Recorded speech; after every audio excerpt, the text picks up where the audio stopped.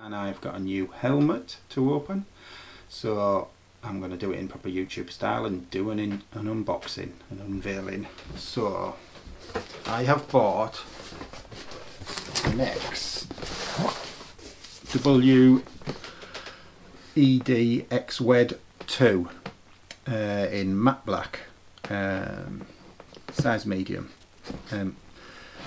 I decided to go for an adventure style helmet. I have had a Schubert flip fronted helmet and been very happy with it. It's nice and quiet, comfortable.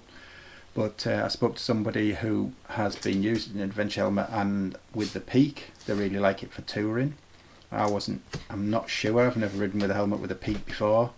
Not on the road for, at high speeds.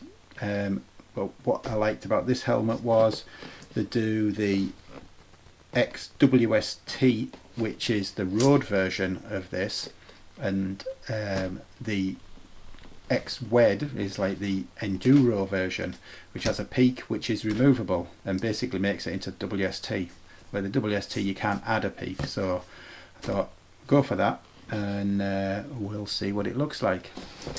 So I shall open it up and see what we've got. And we've got helmets for life. At Nexx we don't just make helmets, we make all sorts of corporate blah-de-blah.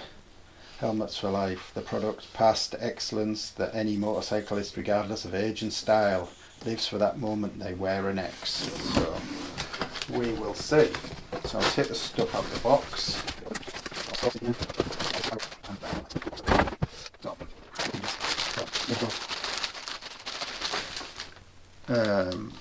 A visor bag, which is quite good, as I have bought a black visor as well, so I'll be able to carry my plain visor if it gets dark. Ergo padding system, which is a series of pads to make the helmet fit better. An extension for the peak. I don't know whether I'll need that or not. Pin lock, comes with a pin lock. Some of the shops are saying that it doesn't come with a pin lock, but this is from Sports Bike Shop and it comes with a pin lock in the bag, which is quite good. What else have we got? Instructions. 2-year European guarantee, but it does have an extended 5-year warranty on this against any manufacturing or parts defects. I think one of the reasons it's done so well, got a ride Best Buy, it got adventure bike, it got like a 9 out of 10 comparable with the RIs, and a lot more BMW series helmets, a lot more expensive. This is under £300. If you get the painted up versions, they're a little bit more, but usually only about 330. And these are all your instructions on how to use all these bits of bobs of plastic and what to do. Seem quite clear. How to put the pin lock in, all that sort of stuff, and how to install the padding.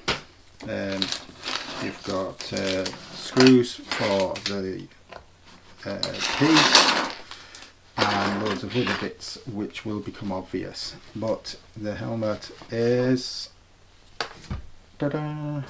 like that. Gone for the matte black. I'm not really a lover of paint schemes. I do quite like a bit of carbon fibre if it was a carbon fibre helmet, or maybe it's a bit of black on black, something like that. It has obviously come with the ride Best Buy. The thing you can feel there's a good indents on there, so you can have that in 4 positions. It also has the drop down sun visor, which I found I was riding with on my Schubert a lot, using it all the time, so that's why I've gone for a dark visor. That is for the intercom, if you buy their own brand intercom, which I think is made by Senna. You have these pieces that go in here. These are for if you decide to ride with no visor and just use goggles. You've got spare parts, spare screws, which is quite good. You have an always open front vent. I mean, the vent opens easily anywhere. It's quite well known for having lots of vents on the top. There's one under the here, which people want a bit tight, but that moves really easily. I don't know whether it's just a dodgy helmet. Apparently they have a very good airflow cooling system inside. It also has this, which goes underneath. It's for mounting a GoPro. Quite a good idea. A lot of people mount GoPros. And also GoPro mounts for the side. You move this piece and put these in. And there's a flat one and a curvy one, so for the helmet on the other side. So that's quite good. It looks a bit familiar. It could be that you've looked at the Touratech Adventuro, I think, which is more expensive than this, and it's the same helmet. It's made by Nexx for a Touratech. I think the only difference is possibly the colour schemes, and it doesn't have the thing for the intercom, although I'll probably just be fitting my Senna 30k back onto this anyway. The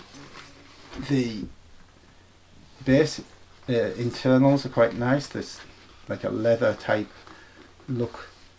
We'll see how that lasts. Seems alright. Smells nice. It has the emergency cheek removal in case of a crash, and a new chin curtain, which apparently really helps keep the wind noise down. It is a double D type fastening, which again is supposed to be safer. Being a one-piece helmet, it's going to be a bit lighter than the flip front. As I said, this is removable, so I can ride it like a normal helmet. And the normal helmet does look quite nice. You get an idea. I might show a picture of it with this removed. This is a size medium, which is saying 1500 to 1600 grams, depending whether you've got the peak on. Yeah, obviously it's lighter than my modular helmet. As I say, just a one piece, they're always a bit lighter. I'll show you with black visor on. I'll show you without the peak on, for people who might not want a peak and get an idea of what the WST2 is like. But I think very nice. I like that very plain black look.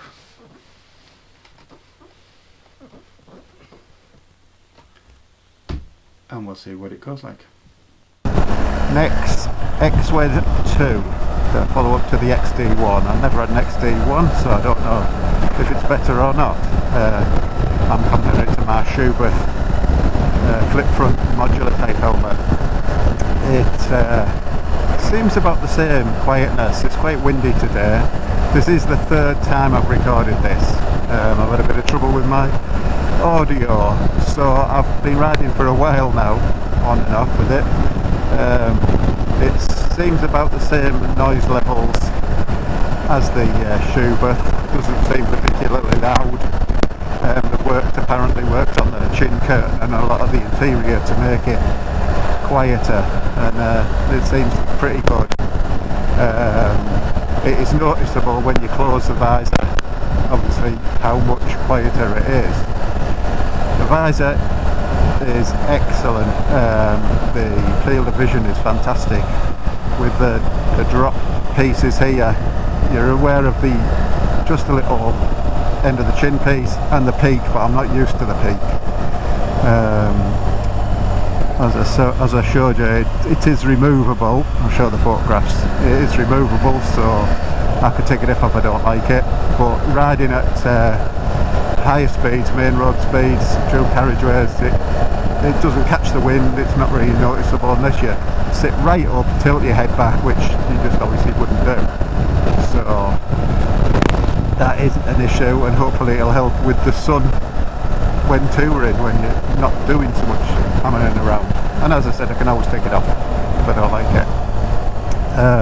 But the visor's excellent, field of vision's excellent. Nice positive click, work with one hand. You can pop it open, and then nice positive dents to open, and it opens fully right up.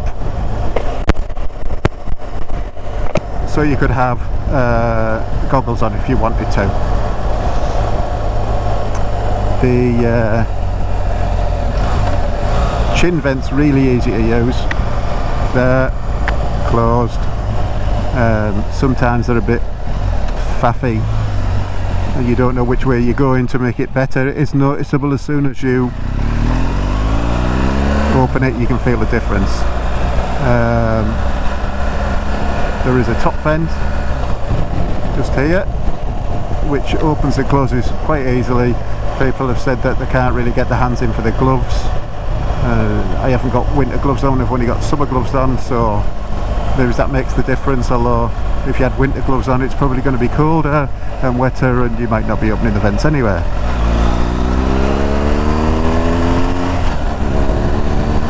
There's also vents up at the top here which slide back quite easily, and then you've got your sun visor here, about here, which is in a bit of an odd place, but I suppose you get used to it, where they're always different places on different helmets.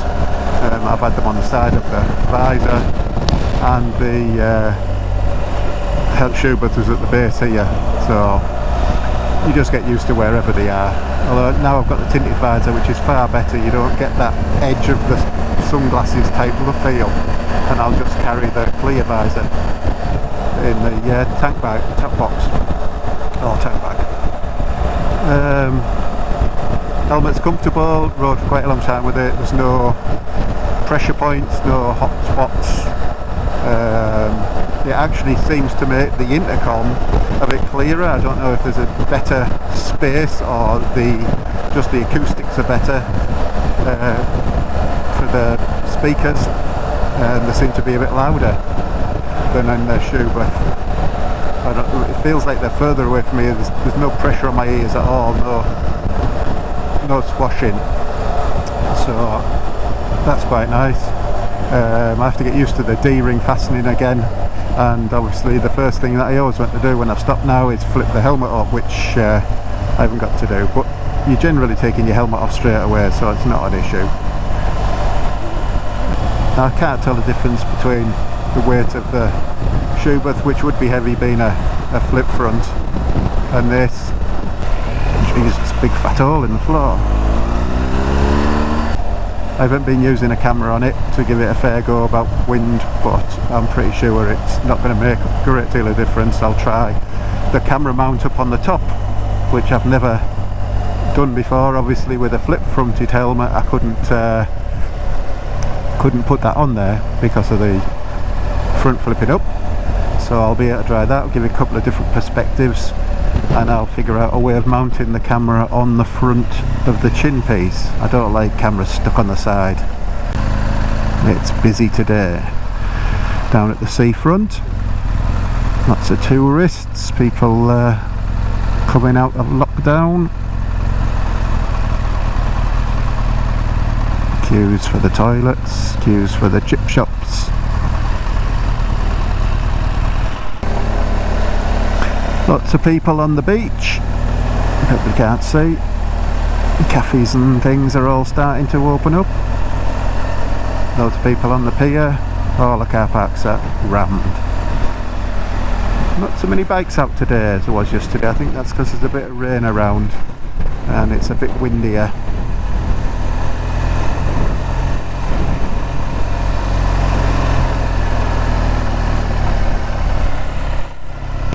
Bloody traffic lights.